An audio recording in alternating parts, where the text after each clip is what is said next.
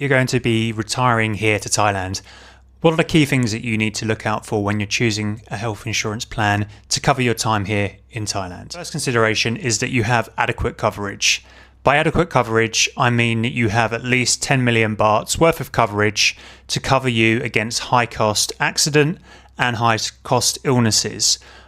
We regularly see claims run into the millions of baht. For people who have low-end plans, they are exposing themselves to a huge amount of risk. If you've got a plan that only covers 1 million, you can very quickly run through that in a matter of weeks. Then you're in a situation where you need to pay the remainder of the costs out of your own pocket, which most people can't afford to do. Making sure that you use a reliable insurance company is really important.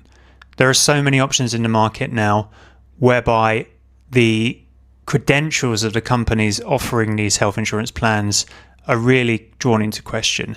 Do yourself a favour, do your due diligence, look into the company that you're planning on using. Where are they regulated? What recourse would you have in the event of them declining your claim? It's an inpatient only plan. Whilst it's nice to have outpatient benefits, on the whole, outpatient care in Thailand is affordable to pay out of pocket. What your main consideration needs to be are high cost inpatient expenses where you're admitted into the hospital. So this can include surgeries, treatment for things like cancer. This is where costs really do escalate. So use an inpatient only plan. This is the most cost-effective solution to having decent coverage in Thailand. Using a deductible helps you to reduce your overall premium and at the same time maintain a high overall level of coverage.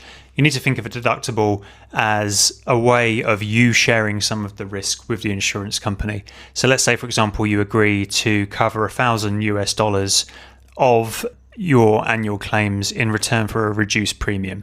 So you reduce the premium, you take on some of the risk, but your overall level of coverage would remain high.